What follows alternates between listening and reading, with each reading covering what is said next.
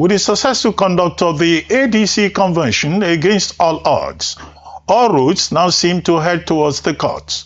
The INEC had de-recognized David Mark and Rauf Aregbesola as chairman and secretary. In a country where we are not only faced with insecurity, banditry, lack of power supply, lack of clean water, lack of infrastructures, on top of that, imposed taxes, we are now also faced with an opposition party being denied access to gathering, access to a common little things like a hall, a venue, a location where this party should be able to discuss, hold their conventions, and be able to do what they are supposed to do.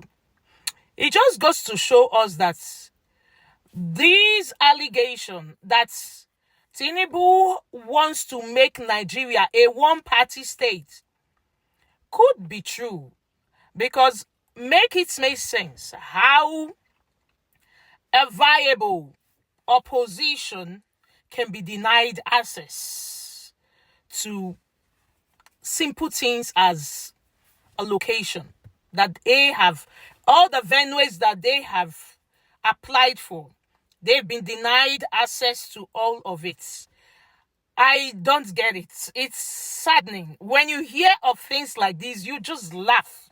You are like, how? In 2026, like before your very before eyes. Oh my God. It goes to show how and where we are going as a democratic state. Insecurity has surged. That's the word I can use. It has so much increased that in the past 1 month, we have lost 3 generals. And was it just yesterday a colonel's life was being lost as well? And one would think that the way this Tinubu administration, the APC, have really failed, they should have been able to know that for you to be granted a continuity, it should be due to good works. Good works pays. How do you impose yourself on people that you don't care about? People who you clearly don't have regards for. People who you clearly cannot even you cannot even mention that I did this when I was in power, when we were in power, that we did this for the country. The only thing you can remember is a skyrocketed inflation. People have inflation that go, little by little. In an economy where, fuel rises from 600 to 1,600, 1,500. You can imagine what, I don't even see that in any place around the world. It's only in Nigeria. And such a political party that is the ruling party have decided to take it upon themselves to deny the opposition. How do you even become solid and become better if you do not have, somebody telling you this, you didn't do it well. You're supposed to do this. You're supposed to do that. Checks and balances. I don't know how you people, the APC, have just decided and thought that without works, Tinubu promised Nigeria electricity, and he said, if I don't give you, don't bring me back. And you have vehemently refused to give Nigerians electricity. You must have electricity, and you will not pay for estimated bill anymore.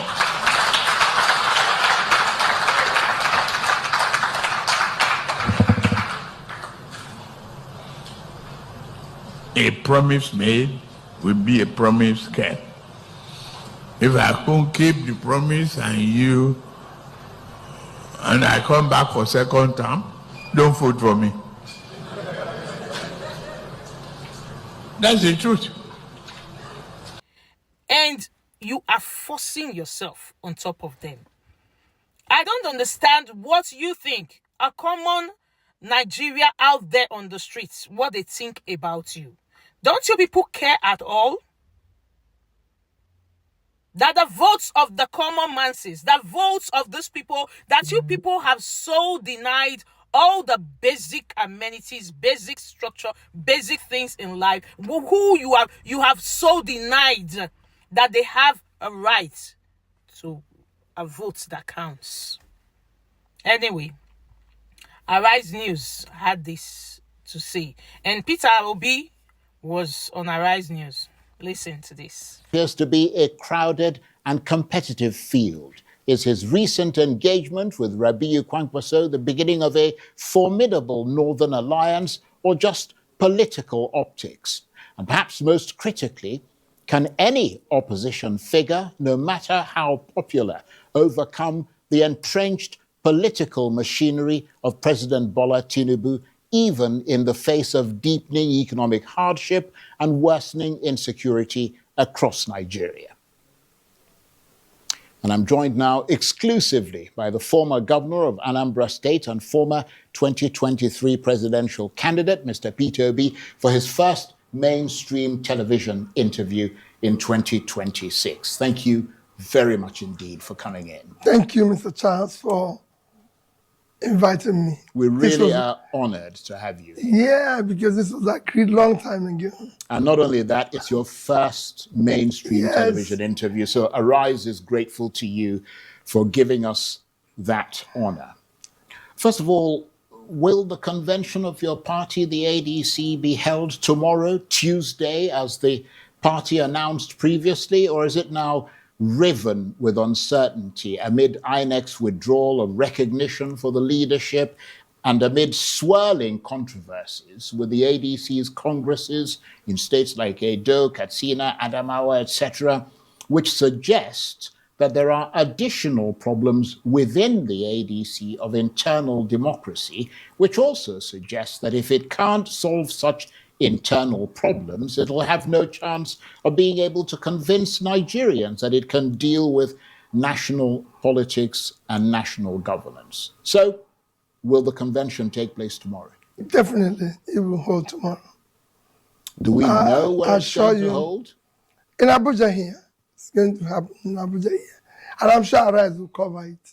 It will definitely hold.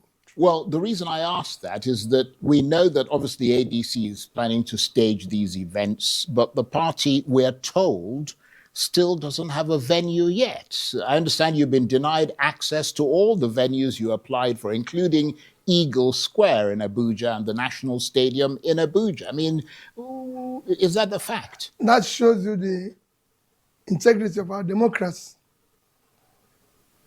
If you're denied simple things like venue and everything, it shows where the country is drifting to. Where party, when we have freedom of association, everything enshrined in our constitution, and yet a party that is supposed to be the main opposition party cannot allow to exist.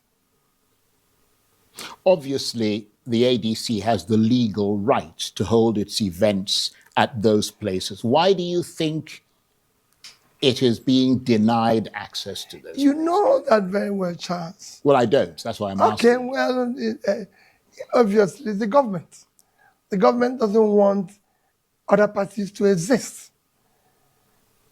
They're not playing by the rules. But what are the reasons those venues are giving you? I don't know, just like you. Right. I don't know, but I believe that unless the party in power decides to support our institutions to be able to play their part,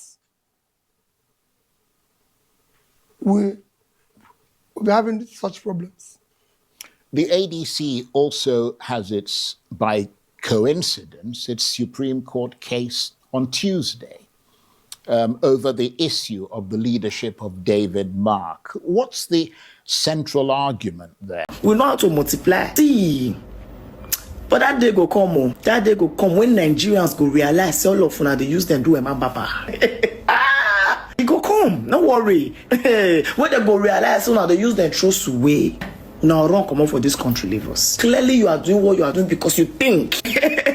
You think you can stop Peter Obi. Can't stop him now. He'll be like the person who comment for my post this morning. And the morning after, you know it's very painful when you eventually see the news after you're shouting. I said, do you know that beheading is very painful?